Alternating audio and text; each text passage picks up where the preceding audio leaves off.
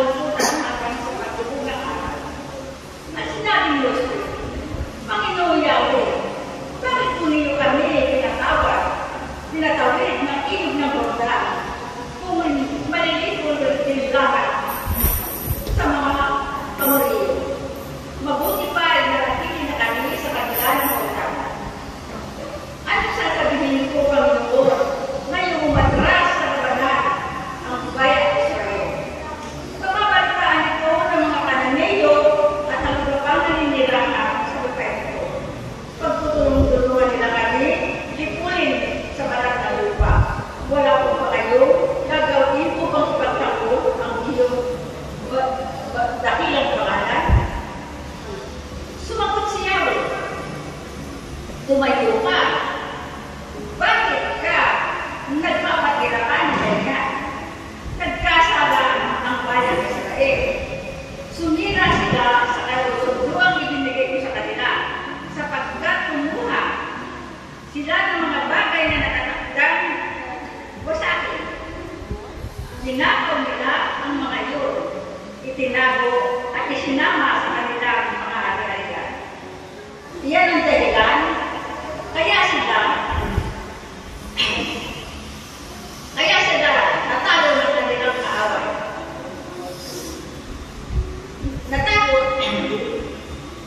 Natakot sila sapagkat sila rin ang mga dapat ituloy.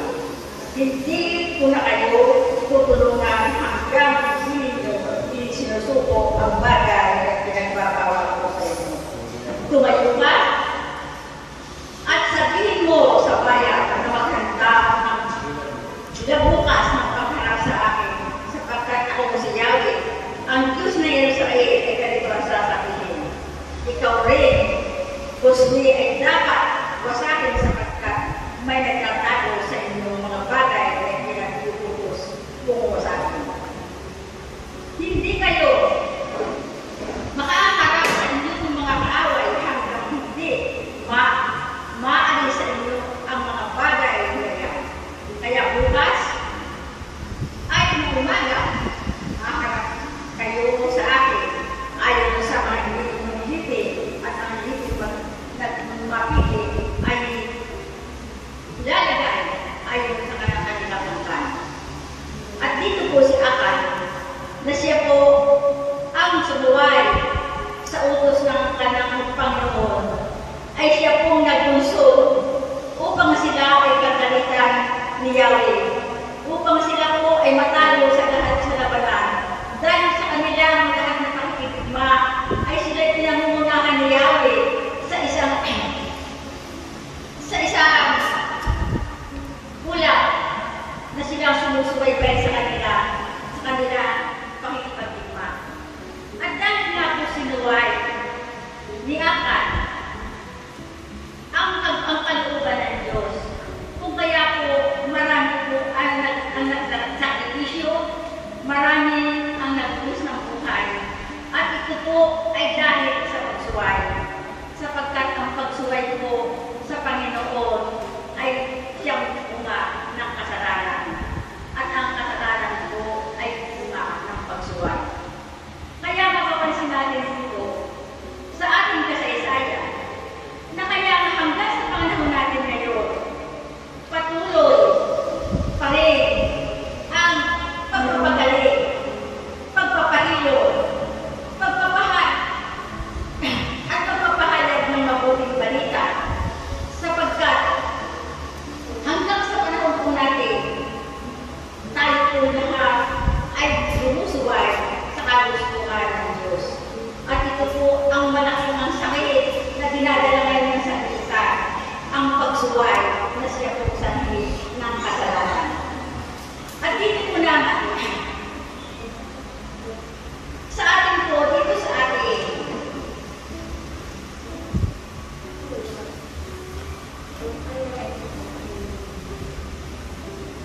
babalik po tayo sa ating mensahe.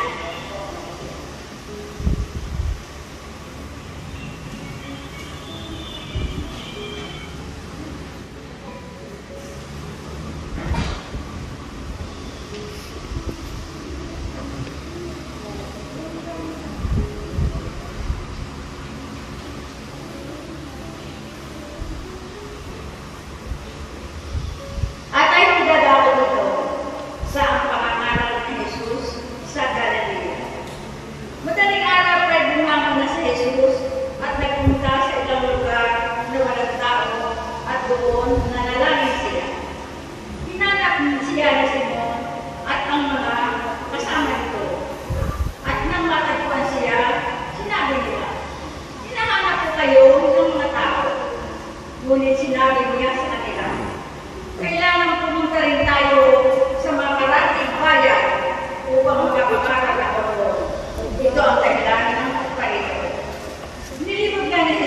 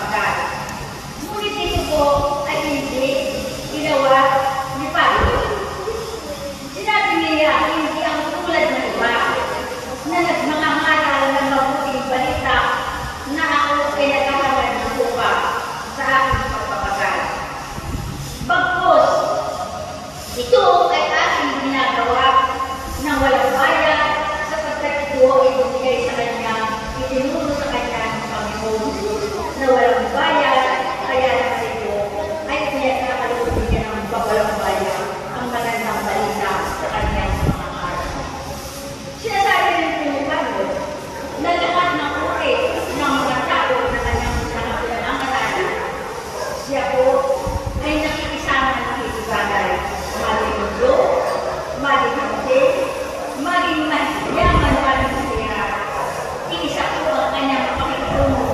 Iisa po ang kanyang ginagawa sa pagpapahayag ng magandang balita at masarap salita ng Diyos. At ito po ay isang halimbawa na ipinakikita ni Pablo sa lahat ng mga ngaral na nagpapahayag ng mabuting balita o salita ng Diyos na dapat ang mga ito ay mangaral na hindi naghihintay ng anumang bayan at ng anumang gantimpala. Dito po sa ating teksto, naman po ng ating teksto ngayon na gusto ko na i-share sa atin na bigyan ng ating pagpapahayag sa mabuting balita ay ang obedience o pagsunod sa kalooban ng Diyos. Sapagkat ang pagsunod po sa kalooban ng Diyos ay siya po pag hindi po tayo sumunod sa kalooban at kautusan ng Diyos, tayo po ay mabubuhay sa pagkakasala at ito nga po ay ang bunga ng ating pagsuway. Nagaya nga po ng nangyari sa Israel sa bunga ng kanilang pagsuway at hindi nila pagsunod sa utos ng Panginoon. Marami po ang nagsakripisyo, marami po ang nag-ulis ng buhay. Kaya ito po ay isang magandang aral sa pangangalaga ng ating Panginoon ng mabuting balita na ang tao ay kailangan sumunod, kailangan po na sila maging obedience sa pagsunod sa ating Panginoon. Sapagkat ang obedience po is a blessing. Ito po ay blessing sa ating health, sa ating buhay. Maraming kapapala po ang inerkakaloob sa mga tao na sumusunod sa kalooban ng Diyos. Kaya po, sinasabi ito, kailangan tayo maganda. Sinasabi po na hindi alam natin kung anong oras, anong araw darating ang ating Panginoon. At ito po ay kailangan natin ang paghandaan. Sapagkat sa pagbabalik po ng Panginoon, tayo lahat po ay haharap sa Kanya. At ating po isusulit ang lahat ng bagay na mabubuti at magaganda at ating mga lahat na ginawa sa Kanya, mabuti na masama. Ang kailangan po na sinasabi ng Panginoon sa ating obedience, yan po lang naman ang hinihiling sa ating ng Panginoon. Tayo maging masunurin. Sundin natin ang Kanyang kalooban. Ito po, sasabihin natin, ito dahil lang natin, mahirap po. Hindi natin po talagang masunod ang kalooban ng Diyos. Pero, ano ay magagawa natin? Kung ang ating pananampalataya at pananalig sa Diyos ay ating dadaan sa araw-araw nating pananalangin. Sapagkat tulad po ng sinasabi na ang panalangin, marami po hinahimala na nagagawa ng panalangin. At sa ating po pananalangin, tayo po ay lalago ang ating pananampalataya. Magkakaroon po tayo ng pag-asa at nagagalit po ay pag-ibig. Sapagkat ang pag-ibig po nagsalalay ang lahat po sa ating buhay. Ang pag-ibig po ang siyang bunga upang tayo ay sumunod sa kalooban ng Panginoon. Kaya po ang orasan dito sa ating teksto ay ang pagsunod po sa Panginoon, ang hindi po natin pagsuway. Ang magandang balita o salita ng Diyos ay nauukol po sa atin upang tayo ay magpaligid sa Diyos, huwag tayo sumuway sa Kanya. Sapagkat sa pamamagitan ng pagsuway, ito po ang bunga ng kasalanan ng sanlibutan. Sa sobra po ngayon, na ang mga tao ay abala sa mga bagay na material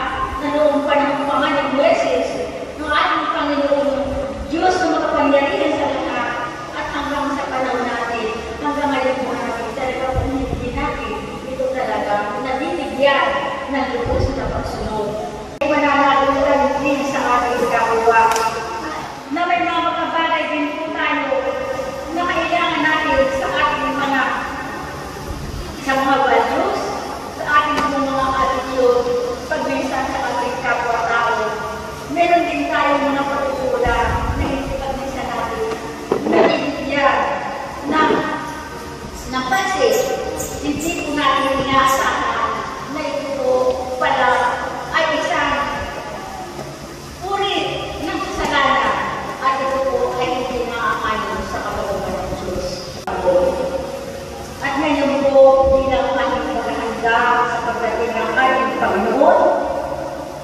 Ating pong isa-ilalim ang ating puso at diwa. Siyasatin natin ang sarili natin. Tayo ba makakaharap sa Panginoon sa pagdating niya? Tayo ba ang ating mga nagawa sa ating buhay, paglilingkod natin sa ating pamilya, sa ating mga anak, sa ating mga kapwa-tao, ito po ba ay nagiging kalugod-lugod ng Diyos? Sapagkat kaya nga po ng sinasabi sa ating banal na sulatan sa panalangin na sa ating Biblia, na sinasabi po rito na kaya isinubo ng Diyos ang kanyang bugtong na anak upang sino man ang manalig at manampalataya sa kanya ay hindi mapapahata kung magkaroon ng buhay na walang hanggan at may gantimpala ang buhay na walang hanggan. Ngunit ito po kaya ay ating makakamit sa pagsalubong natin sa Panginoon, sapagkat ayon po sa banal na kasulatan, ang mga matuwid sa pagdating ng Panginoon, ang sumunod sa kanyang kalooban, ang nagkaroon ng bisyong pagpapahalaga sa mabuting balita na ipinangangaral ng ating Panginoon na mga paghahari ng Diyos, at ang sinumang pong sumunod sa kanyang kalooban ay magkakalimpo ng buhay na walang hanggan. Maraming pong salamat. Ito po ang kabuuan ng aking mensahe na tayo ay maling sunod obedience ng ating mga konservatibo at ang pagsuway sa kalooban ng Panginoon Diyos. Tayo po ay magtuyo at tayo po ay manalangin sa isa pong spiritual na panalangin.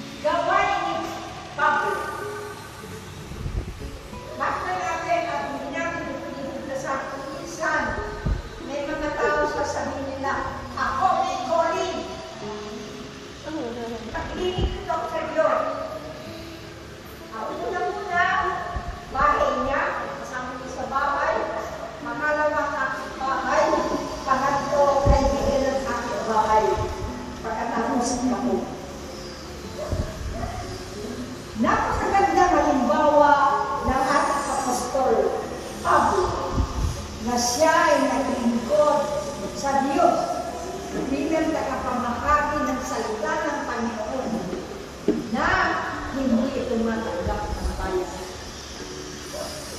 Kaya ako sasabihin ko kay Lord, Lord, sabihin ko sa Marilan, ang aking tagapagsalita at ang mga lagap na magsasalita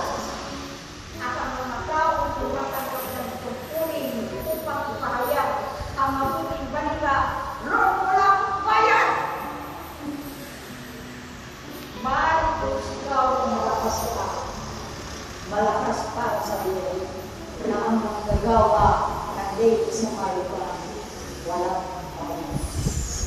Maraming